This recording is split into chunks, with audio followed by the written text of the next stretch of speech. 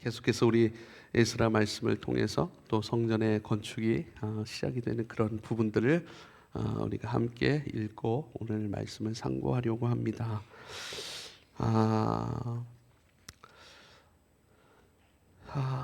참 1절에 보면 이스라엘 자손이 각자의 성읍으로 살다가 일곱째 달에 이르러 일제히 예루살렘에 모인지라 그래요.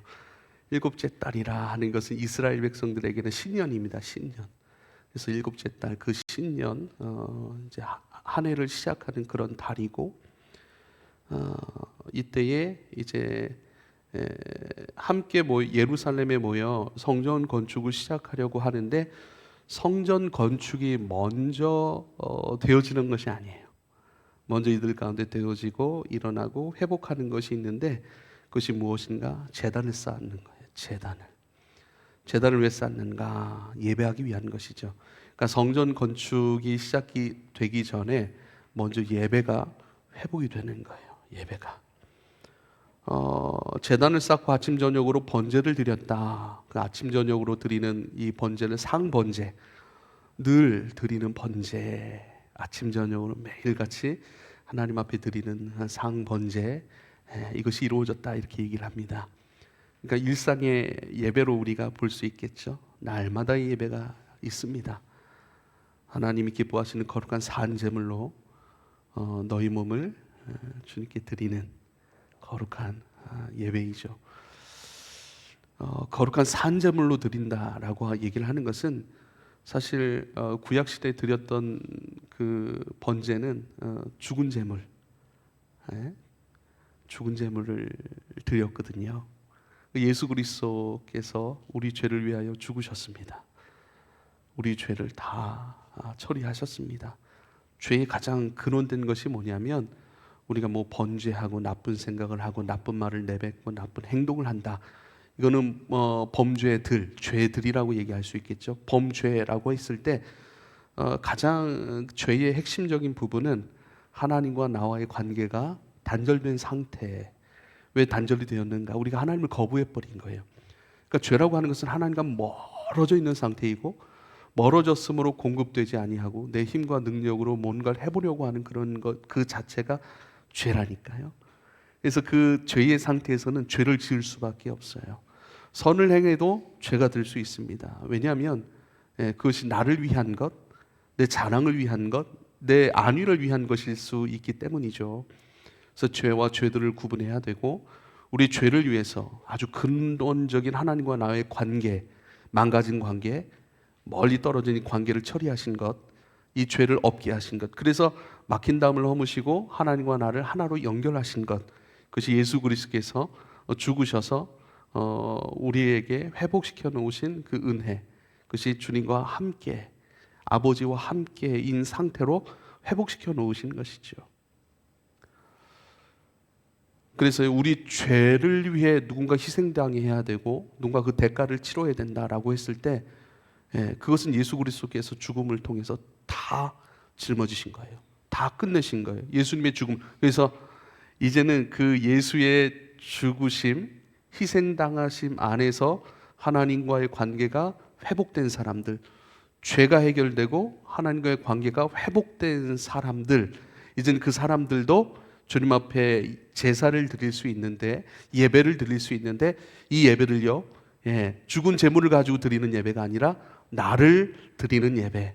그래서 주 안에서 부활 생명을 얻어 그 생명으로 살아갈 수 있는 성도들은 이제 거룩한 산 제물로서 하나님 앞에 기쁨으로 드려질 수 있는 몸이라.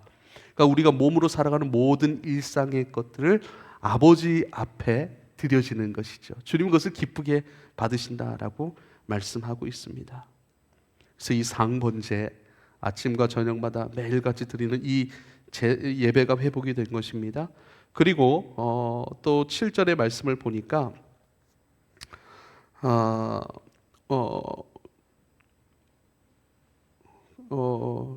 4절입니다. 죄송합니다. 4절입니다. 그리고 4절에 보니까 기록된 규례대로 초막절을 지켜 번제를 매일 정수대로 날마다 드리다 그래요.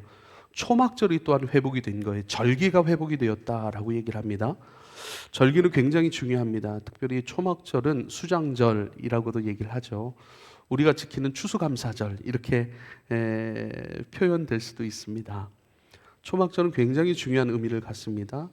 하나님께서 광야 40여 년 동안 동행하시고 이들을 지켜오시고 이들을 끊임없이 가나안 땅으로 인도하시기 위하여서 이들을 만들어 오셨던, 함께 오셨던 이들의 노예 근성들이 내버려지고 또 이제 그리스도 예수 안에서 자유의 사람으로 살아갈 수 있는 그런 사람으로 회복되고 빚어지는 그 광야의 시간이죠.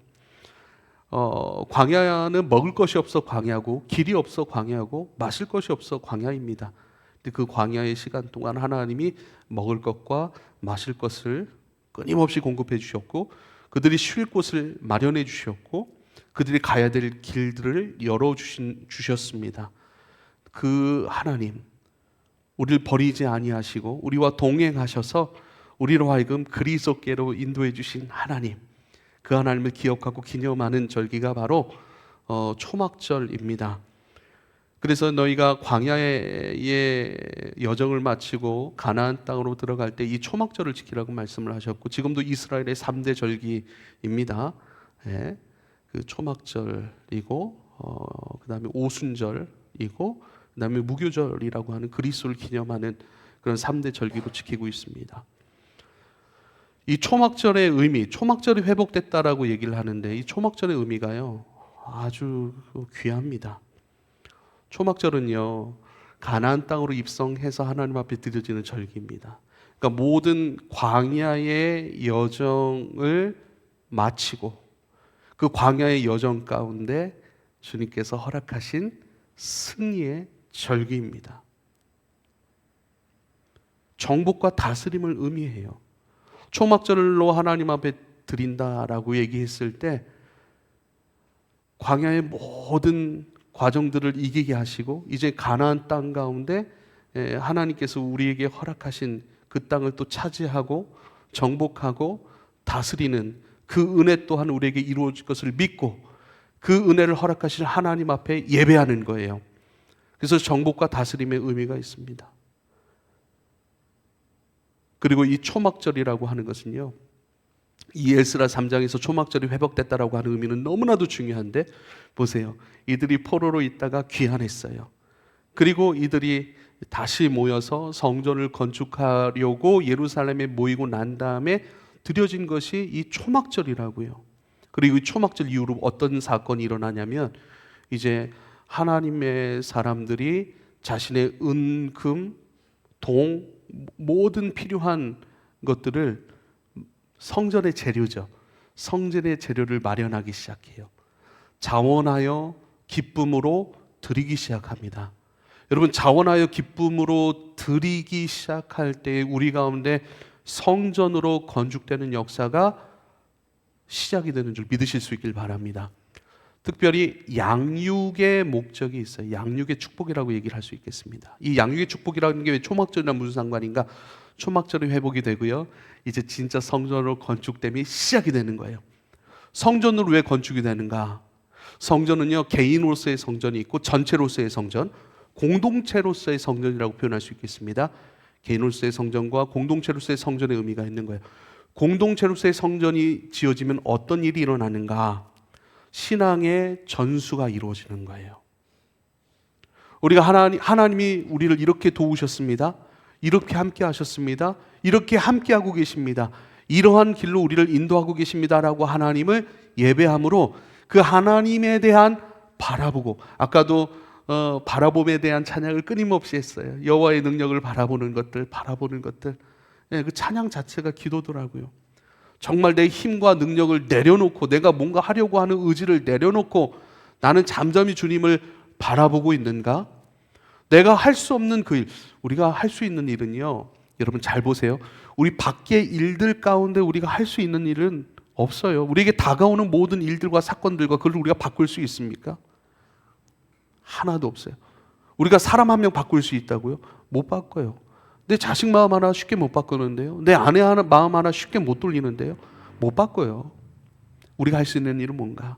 하나님 바꿀 수 있도록 기도하는 거예요. 그리고 내 마음을 하나님 앞에 바라보고 주님께 나의 마음을 맞추고 나의 신앙을 점검하고 찬양을 하면서 승리의 선포를 찬양을 하는데 제 마음의 온도가 막 바뀌었어요. 제 마음의 빛의 스펙트럼의 색깔이 환해졌어요. 그런 것처럼 내 안에 있는 내 마음 하나 바꾸는 것이잖아요. 내가 기도하지 않았던 그 일들, 내가 하나님을 초청하지 않았던 그 일들, 다시 돌아보고 하나님과 하나님의 은혜를 망각하는 그 망각의 상태를 깨닫고 회개하고 그 일들 가운데 기도하며 하나님께서 만져주시고 인도해 주시기를 초청하는 것, 내 마음 하나 바꾸는 거예요. 우리가 내 마음의 온도 하나 새롭게 하는 거예요. 주님을 바라보는 것들이거든요. 그래서요, 나를 내려놓는 거예요. 하나님을 바라보는 거예요. 그 하나님, 우리가 바라보는 하나님, 우리 가운데 행하시고 이루고 가시는 그 하나님, 그 하나님을 내가 살아가고 내가 그렇게 신앙하고 그 살아감과 신앙을 우리 후손들에게 또 우리 이웃들에게 그것을 전수해 주는 것, 흘려보내 주는 것, 가르쳐 주는 것, 인도해 주는 것, 섬겨 주는 것, 봉사해 주는 것. 그래서요, 성전이 세워지면 양육이 펼쳐져요. 그 양육은 사람을 세워가는 것이고요. 어떤 사람으로 세워가는가? 주님을 바라볼 수 있는 사람, 주님을 신앙할 수 있는 사람. 이제는 주님께서 우리 가운데 임재하셔서 주님이 우리를 움직여 가실 텐데, 그때 기꺼이 나를 주님 앞에 그릇으로, 주님을 담는 거룩한 그릇으로 내 자신을 구별하여 드릴 수 있는 사람으로 우리가 함께 섬겨가는 것. 그래서 양육, 정복이 돼요. 이루어졌어요. 그 이루어지면 시작되는 것이 뭐죠? 이제 바꿔가는 거예요. 세워가는 거예요. 그게 양육이에요. 그래서 생명의 고리가 함께 연결되었고요, 영적인 패밀리, 교회됨이 비로소 시작이 되는 거예요. 그래서 초막절은 굉장히 의미가 있어요. 상번제가 회복이 되고 초막절이 회복이 되었다. 이제는 이 초막절 가운데 이제는 우리와 함께 하신 주님을 기억하는, 그리고 그 주님을 온전히 예배하기 위한 공간과 장소로 건축되기 위하여 많은 재료들이 모아지는 거예요. 모아지고 건축이 시작이 되는 거예요. 우리가 이 말씀을 묵상할 때 중요한 초점은요, 건물에 초점을 맞춰서는 안 됩니다. 그렇다면 건물이 건축되는 건가? 여러분, 성경은 건물이 건축되는 것으로 표현했지만 건물이 건축되는 것처럼 우리의 심령이 그렇게 건축되는 것이라고 얘기를 하는 거예요. 그래서 초막절은 승리와 정복과 다스림, 그리고 정복과 다스림이 시작이 되었으니 양육이 되어지는 거예요. 양육됨, 이것이 한 사람이, 저와 여러분이 거룩한 성전으로 지어져 가고 세워져 간다라고 하는 그 의미가 있는 거예요. 사랑하는 여러분, 정복과 다스림, 양육, 그렇게 생명의 고리가 연결되어 영적인 패밀리, 교회가 되어지고 이 그리스도의 몸인 교회 안에서 서로를 섬겨지고 봉사하는 것인데, 그것이 바로 서로를 돌아보고 존중하며 그렇게 함께 하나님 나라의 완성으로 시작이 되는 것이에요. 이것이 초막절이 가지고 있는 본래의 아주 깊은 영적인 의미인 것입니다. 서로를 돌아보고 존중해야 됩니다. 저는 목사는 성도들을 존중해야 되죠. 성도를 돌아봐야 되죠. 말씀으로 채워야 되죠. 양육해야 되죠. 끊임없이 그들이 주님 앞에 바로 설 수 있도록 섬겨야 됩니다. 돌아봐야 됩니다. 성도는 목사를 존중해야 되죠. 하나님의 말씀이 건강하고 바르게 선포될 수 있도록 기도해 주어야 합니다. 그리고 바른 말씀이 선포될 때 귀담아 듣고 순종할 자세로 날마다 준비해 가야 됩니다. 성경은 다른 건 말씀하지 않아요. 하나님 이렇게 말씀하셨다, 그리고 말씀하신 그대로 이들이 순종하였다라는 것을 오늘도 얘기하잖아요. 그런데 말씀한 대로 순종하지 않아요. 말씀하신 분을 기억하지 않아요. 말씀하신 분을 한 분 하나님이신데 다른 사람, 다른 존재로 두어버려. 이게 우상숭배입니다. 우상숭배하고 타락하고 음란하고 넘어졌더니 하나님께서 그들을 회복시키기 위한 계획 안에서 이들을 어떻게 해요? 바벨론으로, 이방 나라 가운데 또 넘기시는 역사도 있는 거예요. 다시 그들이 돌아온 거예요. 다시 성전 건축이 시작된 거예요. 성전 건축이 시작하는데 그 매뉴얼은 뭐예요? 전부 다 하나님의 말씀하심이에요. 말씀하신 가운데 순종하는 것, 말씀하신 그대로를 순종하여 가는 것. 성도가 목사를 존중한다는 것은 목사 개인을 존중하는 것이 아니에요. 하나님의 바른 말씀, 생명의 말씀, 진리의 말씀이 선포되는 것, 그것을 인정하고 그 말씀을 통하여 내가 순종하겠다라고 하는 것, 하나님께 순종하겠다라고 하는 거예요. 성도는 성도를 또한 서로를 존중해야 되죠. 서로를 귀하게 여겨야 되죠. 우리가 무엇을 줄 수 있습니까? 돈을 줄 수 있습니까? 건강하게 할 수 있습니까? 우리 성도들 중에 아프다고 얘기하면 제 마음이 제일 안타까워요. 마음이 안타까울 때가 그때예요. 제가 해줄 수 있는 건 아무것도 없어요. 기도해 줄 뿐이에요. 그리고 바른 말씀으로 권면하고 위로해 줄 뿐이에요. 성도 우리가 무엇을 제공해 줄 수 있겠습니까? 단지 그리스도 앞으로 인도해 줄 뿐이에요. 그리스도를 섬겨 줄 뿐이에요. 다른 목적이 있는 게 아니에요. 그가 나에게 그리스도로 인도해 주려고 그 이야기를 하고 그 권면을 하고 그 때론 그런 책망을 하니 그것을 귀하게 여기고 그것에 순종할 줄 알고 그것이 존중이 여기는 거예요. 그렇다면 그 일에 존중이 여김이 없다면 우리가 무엇을 함께 추구한단 말이에요. 그리스도로 세워짐 없이, 그리스도로 함께 인도함 없이, 그리스도와 함께 즐거워하고 기뻐하고 그리스도께로 더 그가 사랑할 수 있도록, 그가 또 살아갈 수 있도록, 그가 그리스도를 온전히 예배할 수 있도록 도와주는 것밖에, 섬기는 밖에 무엇을 할 수 있습니까? 오늘 안대영 간사가 또 저를 위해서 기도해 줬어요. 제 자녀들 위해 기도해 줬어요. 제 이사하는 문제까지 기도해 줬어요. 왜 저를 위해 기도해 줄까요? 다른 거 아니잖아요.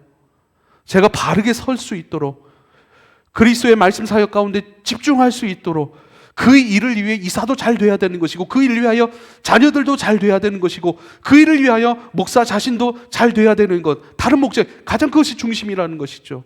그래서 우리 서로를 존중할 줄 알아야 돼요. 때론 책망할 때 그 책망을 감사로 여기고, 여러분 책망하는 것, 부담스러운 얘기하는 것, 그거 듣는 거 어렵죠? 그런데요, 반대로 생각을 할 줄 알아야 돼요. 그 말 하는 것은 더 어려운 거예요.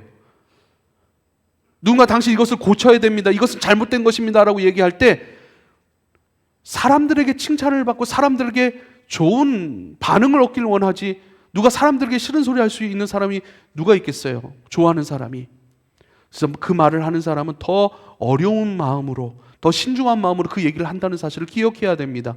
그래서 그것을 소중하게 여기고 받아들이고, 받아들여서 내 것으로 삼는다면 내가 주님 앞에 새로워지고 내가 주님 앞에 깊어지는 것이니 이것이 바로 복의 일 아니겠습니까? 이것을 서로를 섬겨주는 것이니 서로를 존중해야 돼요.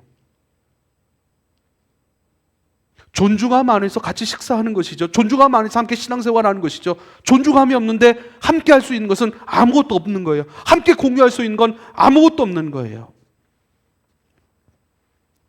그래서 서로를 돌아보고 존중하는 공동체가, 목사가 성도를, 성도가 목사를, 성도가 성도를 함께 돌아보고 존중하고 배려하고 섬겨주고 위하는 존재, 봉사해가는 곳이 바로 그리스도의 몸된 교회, 바로 영적 패밀리 된 교회의 모습이고, 그렇게 이것을 세워져가는 그 시작의 선포가 초막절의 예배인 거예요. 이제 주님 안에서 우리가 모여들었습니다. 주님 안에서 이제는 성전으로 건축될 수 있는 사람으로 재료가 된 사람들입니다. 이제는 주님의 승리 안에서 이제 통치하고 정복할 수 있는 사람이 되었습니다.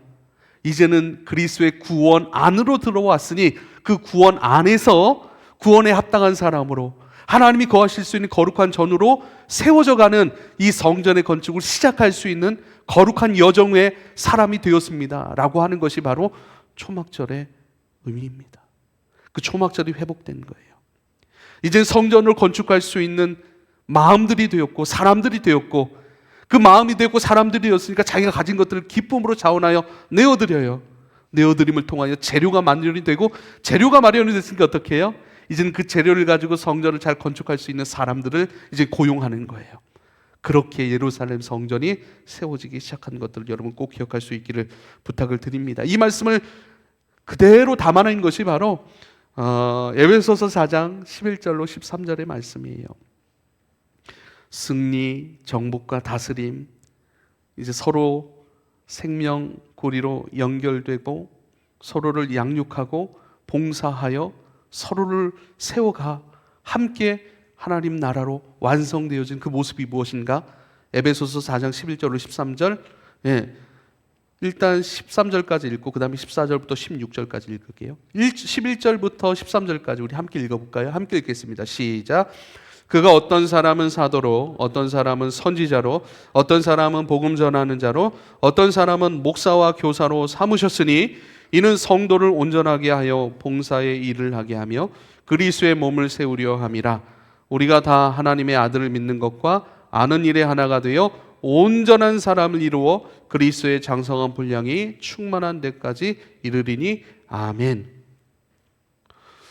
여러분은 여러분이 생각하는 인생의 목적이 무엇입니까? 여러분이 생각하는 여러분의 인생 가운데 난 이러한 목적을 지니고 있어. 그 목적이 뭐죠? 그 다음 다른 질문 또 드려볼게요.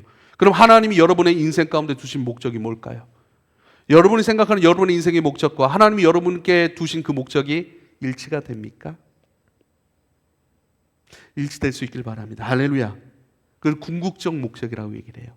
그리고 궁극적 목적 가운데 내 인생에 내가 둔 목적도 있겠죠. 근데 그 목적도 소중한 거예요. 내 목적도 소중해요. 근데 이 목적은 궁극적 목적이 아니에요.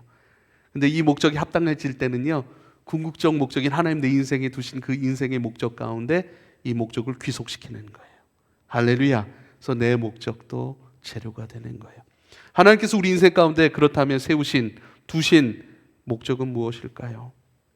저는 13절이 그것을 말씀하고 있다고 생각을 해요. 우리가 다 하나님의 아들을 믿는 것과 아는 일에 하나가 되어 온전한 사람을 이루어 그리스도의 장성한 분량이 충만한 데까지 이르러 가는 것. 에베소는 이런 표현을 잘 써요. 그래서 만물이 그리스도 예수 안에서 통일되게 하려 함이라 그래요. 그 통일된다. 제가 지난번에 말씀을 드렸어요. 모아진다. 우리의 생각도 모아져요. 뜻도 모아져요. 내가 행하고자 하는 그것이 그 뜻을 이루기 위한 재료들이라니까요. 그 뜻을 이루기 위해 이것을 사용하는 거예요. 여러분의 직장생활, 가정생활, 여러분의 위치, 아내로서, 남편으로서, 자녀로서, 엄마로서, 아빠로서, 집사로서 그 모든 지위가 뭐예요? 그리스도의 장성한 분량의 충만함에 이르는 현장. 그것을 이르러 가게 하시는 그 주님께서 사용하시는, 그렇게 빚어가시는 재료들, 그게 바로 시간과 공간이에요. 제단을 쌓았다, 그리고 절기가 회복됐다 이렇게 얘기를 하잖아요. 제단을 쌓은 것은요, 장소를 구별한 거예요. 이곳에 제단을 쌓았습니다. 이곳에서 예배합니다. 장소를 구별하는 것이죠. 절기가 회복됐어요. 절기를 지킵니다라고 하는 건 시간을 구별하는 거예요. 예배는 뭐예요? 장소와 시간을 구별하여 하나님 앞에 드려지는 것, 이게 예배라니까요. 그래서 장소와 시간이 구별된 사람들, 우리가 어디서 일해요? 우리의 직장, 우리의 일터, 우리의 가정, 우리의 관계. 사람은요, 시간과 공간을 살아가는 존재예요. 시간과 공간을 우리가 공간을 우리가 어디 만들어낼 수 있습니까? 공간 없이 살아갈 수 있습니까? 시간 안에 우린 있잖아요. 나이 먹어 가잖아요. 무르익어 가잖아요. 성숙해 가잖아요. 그렇죠? 기뻐져 가잖아요. 그런 것처럼 시간과 공간 안에 살아가는 사람들이 인생이고, 그러나 시간과 공간 안에 살아가지만 그 시간과 공간을 구별하여 하나님께서 그리스도의 장성한 분량의 충만함에 이르는 존재로 빚어가시기 위해 나를 내어드리고, 빚어가신 하나님을 나의 주님으로, 왕으로 인정하고 그 주님 앞에 빚어가시도록 나를 내어드리는 것, 내 마음을 개방하여 열어드리는 사람들, 이게 예배이고 이게 예배자이고, 이것이 시간과 공간을 거룩히 구별하여 주님 앞에 드려진 성전인 사람들, 예배자인 사람들, 하나님과 연결된 사람들인 것입니다. 그래서 그리스도의 장성한 분량이 충만한 데까지 이르르는 것, 내 안에 머리부터 발끝까지 그리스도로 점점 채워져 가는 것. 내가 이전에 파란색이었고 우리 주님이 하얀색이라면 점점 파란색이 하얀색으로 점점 물들어 가는 것들, 나의 생각도 그리스도의 생각과 일치되어 가는 것들, 그리스도의 마음이 일치되어 가는 것들, 나의 비전도 그리스도를 고백할 수 있고 그리스도를 향해 달려갈 수 있는 것, 점점점 그리스도의 장성한 분량까지, 충만함까지 이르러 가는 것, 그것을 하기 위해 우리를 이 땅 가운데 보내신 거예요. 우리를 구원하시는 것이 목적이라고요? 목적 아닙니다. 구원 받았으면 바로 가야죠. 너 구원 받았으니까 이제 올라와 하고 가야죠. 그렇지 않습니까? 근데 우린 여전히 구원 받았지만 여전히 이곳을 살아요. 여전히 인생의 많은 것들을 경험해 가요. 고단함의 인생을, 여러분 창세기 얘기했던 그 가시덤불과 엉겅퀴 인생, 그것을 살리라 하신 그 삶이 우리 가운데 쭉 이어진다고요. 난 이젠 그것이 저주가 아니에요. 그러나 가시덤불과 엉겅퀴, 제가 금요일 기도회 때도 설명을 드렸지만 그 가시덤불과 엉겅퀴의 그 고단함 속에서 여러분 엎드리는 것은요, 기쁨 가운데 엎드리는 것과는 차원이 다릅니다. 기쁨 가운데 주님을 만나는 은혜가 있고요, 고단함 가운데 주님을 만나는 은혜가 따로 있어요. 그래서 기쁨의 은혜도 우리가 충분히 누릴 수 있어야 되고, 고난함도 어려움도 슬픔도 우리에게 벌인가? 아니라니까요. 모든 것을 바꿔놓으셨다니까요. 그래서 언제라도 모든 것으로 주님 앞에 엎드릴 수 있는 사람, 예배할 수 있는 사람, 이것이 주님의 사람으로 건축되는 것, 이것이 주님의 사람으로, 성전으로 건축되어 가는 사람의 모습인 거예요. 14절은 또 이렇게 얘기를 합니다. 이는 우리가 이제부터 어린아이가 되지 아니하여 사람의 속임수와 간사한 유혹에 빠져 온갖 교훈의 풍조에 밀려 요동하지 않게 하려 함이라. 세상으로부터 많이 흔들렸어요. 사람들로부터 많이 흔들렸어요. 세상이 지금 어지럽죠. 세상이 굉장히 복잡하죠. 정말 하나님 앞에 신실한 한 목사 형이 있었어요. 제가 형 부르는, 좋아하는, 저를 아껴주는 형님인데, 사람이 그렇게 몇 개월 만에 이렇게 확 돌변해가지고 지금 너무, 어떻게 사람이 이렇게 변하지? 그래서 페이스북에 올리는 글마다 굉장히 오류가 많고 굉장히 편향적인 그런 모습들 때문에 너무 안타까운데, 세상의 풍조에 밀려가지 않는 사람, 왜곡된 거짓, 그 아비가 된 마귀의 속삭임 가운데 흔들리지 않고 마음 내어주지 않는 사람, 단단한 사람, 주님을 길로 만났고 그 길이신 주님으로 온전히 걸어갈 수 있는, 세상 풍조에 밀리지 아니하는, 성령께서 함께 하시는 것 가운데 분별할 수 있고 합당한 것을 취할 수 있고 그 단단한 마음으로 묵묵히 그 길을 걸어갈 수 있는 사람, 소같이 때론 우직하여서 그냥 그 길밖에는 몰라요. 그냥 그 길밖에는 몰라요. 그렇게 가는 거예요. 그렇게 묵묵히 갈 수 있는 사람, 그것이 성전으로 묵묵히 건축되어져 가는 그 모습인 것이죠. 로마서 12장 1절 2절, 그러므로 형제들아 내가 하나님의 모든 자비하심으로 너희를 권하노니 너희 몸을 하나님 기뻐하시는 거룩한 산 제물로 드리라. 이는 너희가 드릴 영적 예배니라. 2절, 너희는 이 세대를 본받지 말고 오직 마음을 새롭게 함으로 변화를 받아 하나님의 선하시고 기뻐하시고 온전한 뜻이 무엇이든지 분별하도록 하라. 이 세상이 두셨다고요? 세상에 두셨지만 세상으로 휩쓸리지 아니하게 하고 하시고, 세상 가운데 분별하고 하나님이 기뻐하시는 선하신 하나님의 뜻을 온전히 펼쳐낼 수 있고 그 뜻 안에 머물 수 있고 그 뜻으로 묵묵히, 사람들이 야유를 보내든 박수를 치든 거기에 흔들리지 않습니다. 거기에 마음 뺏기지 않습니다.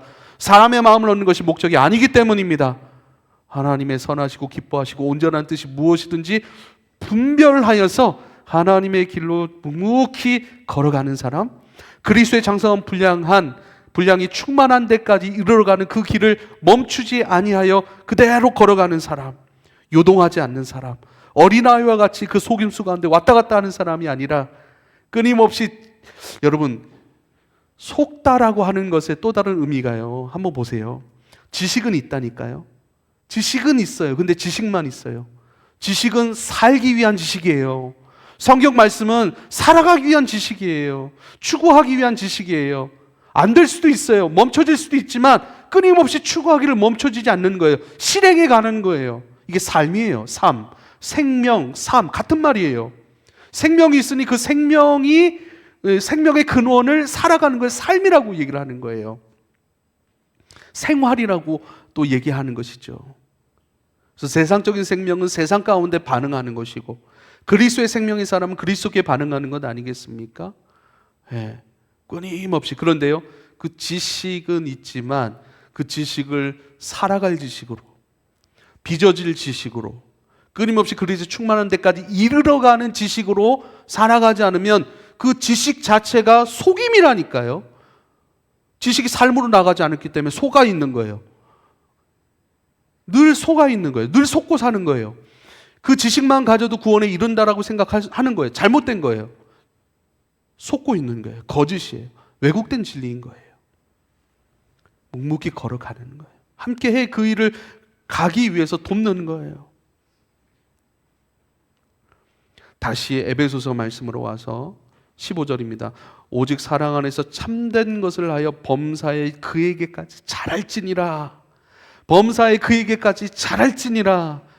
이게 영적인 패밀리 교회, 이 교회됨으로 함께 건축되어지기 위해서 생명 연결고리로 함께, 생명고리로 함께 연결되어 있고, 함께 봉사하고 교사로, 선지자로, 복음 전환자로 끊임없이 각자 각양의 은사에 맞게 그 자리에 맡아서 공급해주고 일으켜주고 붙잡아주고 권면해주는 것들, 이게 교회인 것입니다. 이게 하나님 나라의 완성의 시작인 것이고, 그 시작을 알리는 선포의 예배가 바로 초막절인 것이고, 그 초막절로 하나님 앞에 예배드리고 번제와 절기와 이 예배들이 회복되고 난 뒤에 이루어지는 것이 바로 성전의 건축인 것이죠. 16절, 그에게서 온 몸이 각 마디를 통하여 도움을 받음으로 연결되고 결합되어, 그래서 생명고리로 연결되었다라고 하는 표현을 제가 계속 쓰는 거예요. 우리가 함께 연결되어 있어요. 모퉁이 돌이 되신 그리스도로부터 함께 연결되어 건축되어져 가고 있다고요.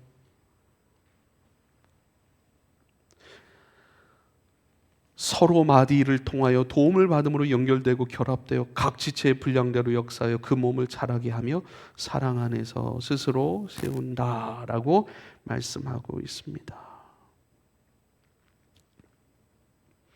여러분, 잘 건축되고 있습니까?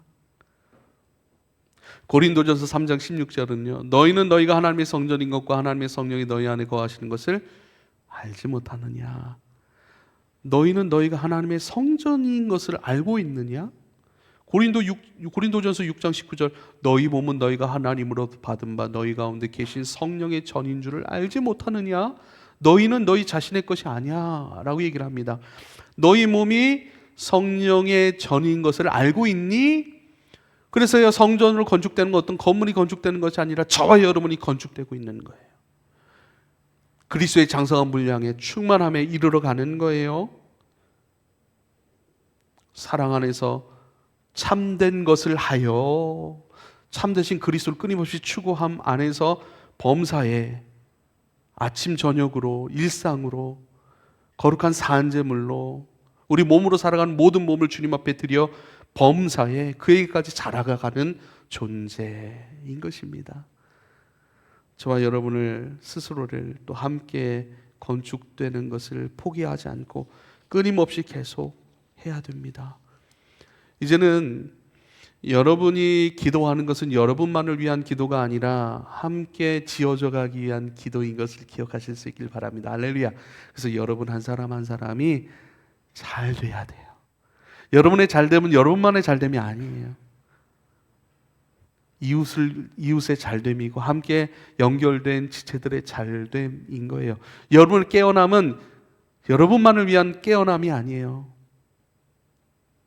우리는 하나님과의 관계에서 깨어 있어야 되고, 나와의 관계에서 깨어 있어야 되고, 세상과의 관계에서 깨어 있어야, 세 가지 방면에서 늘 깨어 있어야 되는데, 우리의 깨어 있으면 나만을 위한 깨임이 아니라 우리를 위한 깨어남의 존재, 연결된 존재, 생명고리 안에서 함께 서로를 봉사하며 또 봉사할 수 있는 사람으로 되어가며 그렇게 함께 건축해가는 존재, 도와주는 존재입니다. 그래서 우리는 함께 교회가 되어가죠. 교회는 뭐예요? 교회는 그리스도의 나타남이라고 할 수 있겠어요. 그리스도의 나타남. 하나님을 살아가는 사람이 되는 것. 하나님을 살아가는 사람이 되는 것. 나를 살아가는 것이 아니라 이제는 내 안에 그리스도께서 사시는 사람이 되는 것. 갈라디아서 2장 20절 말씀이죠. 내가 그리스도와 함께 십자가에 못 박혔나니 그런즉 이제는 내가 산 것이 아니요 오직 내 안에 그리스도께서 사시는 것이라. 이제 내가 육체 가운데 살아가는 것은 나를 사랑하사 나를 위하여 자기 자신을 버리신 하나님의 아들을 믿는 믿음 안에서 사는 것이라. 오직 내 안에 그리스도께서 사시는 것이라. 우리 스스로가 하나님의 나타남에 대해 살아가는 것. 내 삶이 하나님의 나타남에 대하여 살아가는 삶이 되는 것. 이게 뭐죠? 이게 그릇이에요. 거룩한 그릇이에요. 구별된 그릇이에요. 이것을 위해서는 그리스도의 장성한 분량의 충만함인데요. 이건 궁극적 충만함인데 이 궁극적 충만을 위해서 어떻게 해요? 주님 우리에게 임재하시는 거예요. 상번제 드렸듯이 매일 주님의 임재 가운데 들어가는 것이죠. 모세가 그 일을 했습니다. 출애굽기 19장 9절 여호와께서 모세에게 이르시되 내가 빽빽한 구름 가운데서 내게 임함은 여호와께서 모세에게 이르시되 내가 빽빽한 구름 가운데에서 너에게 임함은 내가 너와 말하는 것을 백성들에게 듣게 하며 또한 너를 영영히 믿게 하려 함이라. 모세가 백성의 말을 여호와께 아뢰었다. 이렇게 얘기해요. 내가 빽빽한 구름 가운데 너에게 임재함은 그래요. 여호와의 임재가 빽빽한 구름으로 표현되어 있어요. 빽빽한 구름이 뭐죠? 우리 이 중부 지역이 때론 경구를 타다 보면은 가끔 1년에 한두 번 정도는 경험하는 것 같아요. 우리 병천도 그렇고 한 치 앞을 볼 수 없는 안개. 라이트를 켜고 전조등을 켜도 안 보여요. 간신히. 그리고 빽빽한 구름 가운데. 빽빽한 구름이 뭘까요? 구름이 빽빽하게 임함 가운데 하나님이 임재하셨어요. 주님이 우리를 압도하시는 거예요. 주님이 우리를 압도하신다라고 하는 그 표현이 바로 빽빽한 구름의 임재로 나타나는. 임재는 무엇인가? 임재는 무엇인가? 주님이 우리를 압도하시는 거예요.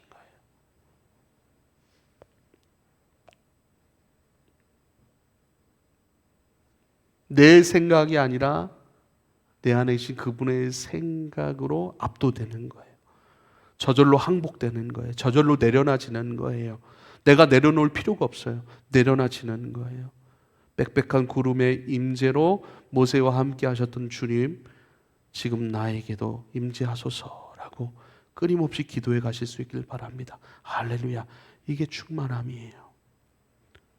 빽빽한 구름으로 압도하듯이 우리를 압도하세요. 우리의 생각을 압도하세요. 우리의 의지를 압도하세요. 그래서 하고 싶어지는 거예요.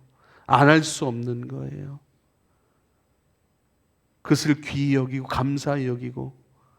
그래서요, 우리 수련회 때 가면 막 그런 성령 체험들, 이런 경험들을 하잖아요. 그때는 펑펑 울어요. 내려놔지는 울음이에요.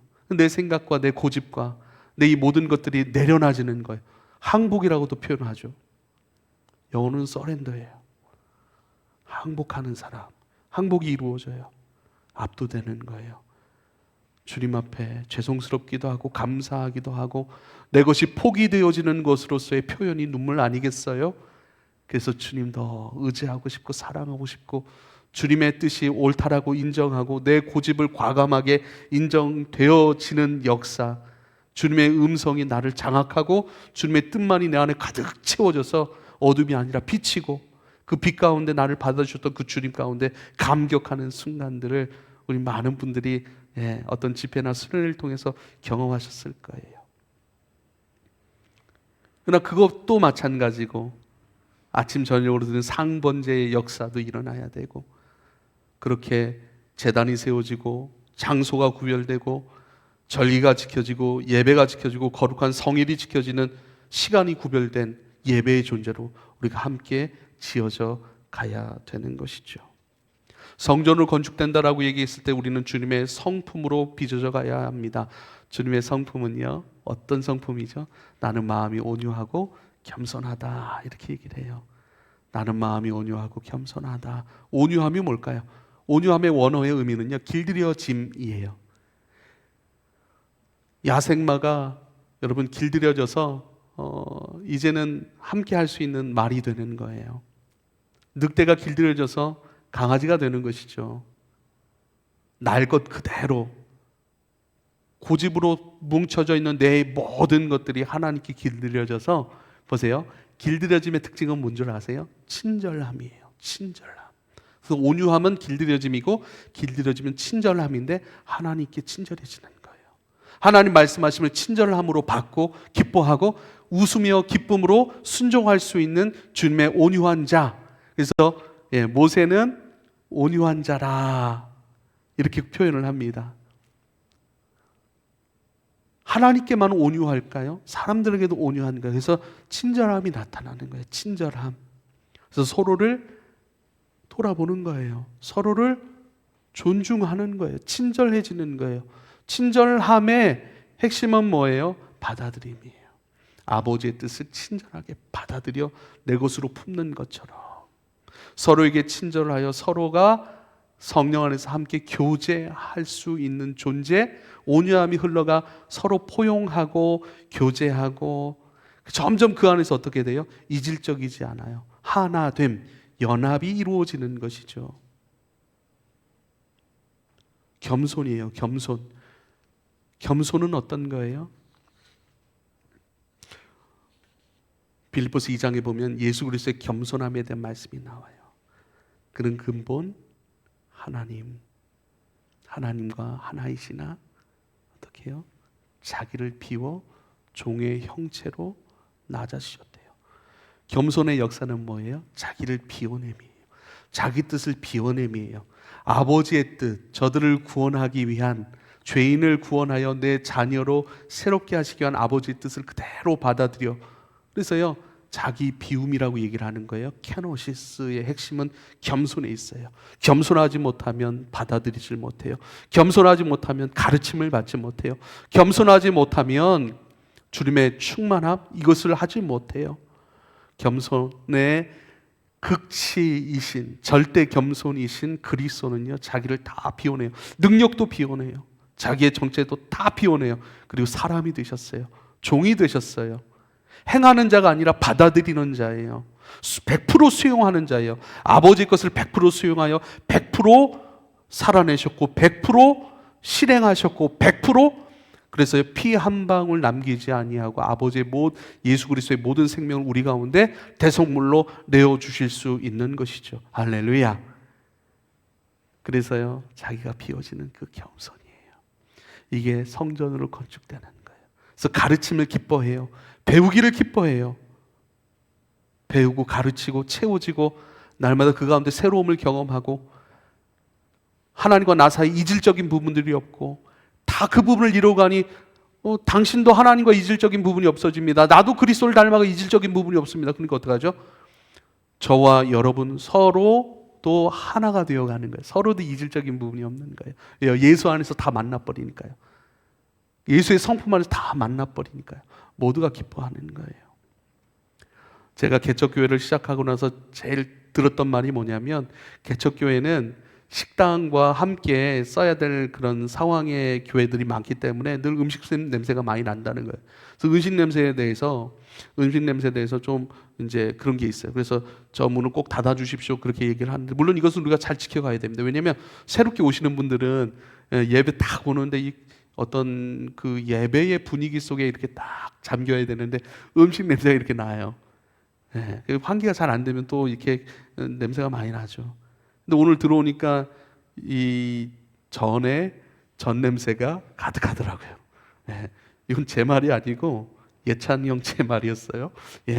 이 성전에 전이 이제 전 냄새가, 그렇죠. 그런데 쾌쾌한 음식 냄새가 아닌 거예요. 딱 들어갔더니 기분 나쁜 쾌쾌한 음식 냄새가, 묵었던 음식 냄새가 아닌 거예요. 좋은 냄새인 거예요. 기쁨의 냄새인 거예요. 전을 부치는 사람들 얼굴에 다 미소가 띄어 있고, 이 전기 후라이팬 있잖아요. 야, 저는 후라이팬으로 탁 해서 딱 하거든요. 이 권예찬 형제는 이거 여기에 이렇게 전을 2개를 붙여요. 또 이걸 이렇게 하더니 슉 하더니 2개를 다, 야, 이거 야. 모두가 웃고 기뻐하고 천을 붙이고, 그렇죠. 냄새 나서 막 이 조바심 나는 목사의 마음은 생각도 안 하고 즐거워하더라고요.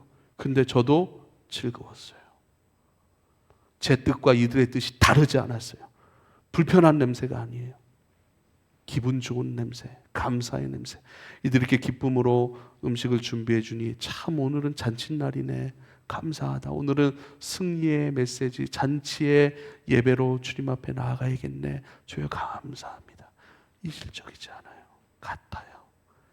자그마한 실수, 이것을 해보겠습니다. 다 기쁨의 소리를 들려요. 너와 내가 하나이고 이질적인 부분이 없고 우리가 기쁨으로 서로를 누려가고 있으니 뭘 해도 좋다. 우리가 하나일 때, 하나의 흐름 가운데 우리가 잘 이 여정을 해나갈 때는요, 무엇을 해도 기쁨이에요. 무엇을 해도 감사인 것을 여러분 기억하실 수 있기를 부탁을 드립니다. 할렐루야. 이제는 하나님과 관계에서의 충만함은요, 하나님과 관계에서 충만함은 끝나지 않아요. 이 충만함이 온전한 충만함이라면 우리 이웃들에게로 흘러가게 되어 있어요. 그래서요, 사랑하는 여러분, 우리는 하나님과의 관계에서 임재를 누리고요, 또 그 임재는 성도와의 관계 속에서 화평으로 나타나는 거예요. 이것이 성전으로 건축되어지는 큰 틀의 메시지입니다. 계속 건축돼 가야죠. 멈추지 말아야죠. 좀 멈출 것 같은 사람들이 보이면 기도해주고 찾아가야 되고 만나야 되고 또 다시 단단한 그 믿음으로 세워질 수 있도록 다시 일으켜 안으로 세우고 같이 함께 그리스도를 향해 나가야 됩니다. 이런 멈춤 없이 그리스도로 장성한 분량의 충만한 그 분량에 이르기까지 우리가 함께 섬기고 함께 더 봉사하며 그렇게 생명 연결 고리 안에서 잘 기쁨으로 해나갈 수 있기를 부탁을 드립니다. 근데 요즘 찬양팀들이 표정이 밝아졌어요.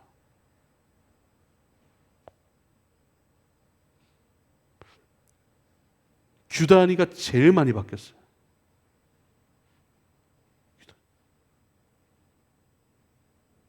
저는 깜짝 놀랐어요. 갑자기 반주하다 손을 막 들어가지고 깜짝 놀래가지고 놀래 척 안 하려고 앞만 보고, 야, 신혜가 할렐루야. 승리의 모습들이, 성전으로 건축되어져 가는 이 모습들이 많이 나타나길 축복합니다. 기도하겠습니다. 그리스도의 구원 안에서, 아버지의 회복하시는 은혜 안에서 성전으로 건축될 수 있는 재료의 사람으로, 또 재료의 그 인생의 모든 부분들로 구비되었습니다. 이젠 잘 구비되고 준비되었으니 주의 말씀으로 또 서로를 봉사함으로 각양의 은사에 맡은 자리 속에서 그 일들 기쁨으로 행함 속에서 함께 잘 지어져 가는 성전의 역사, 그것이 끊이지 아니하고 그 역사로 지어져 가는 그 기쁨의 소리들, 찬송들, 그것이 많아지는 이 교회로 복을 주옵소서. 예수님의 이름으로 기도하옵나이다.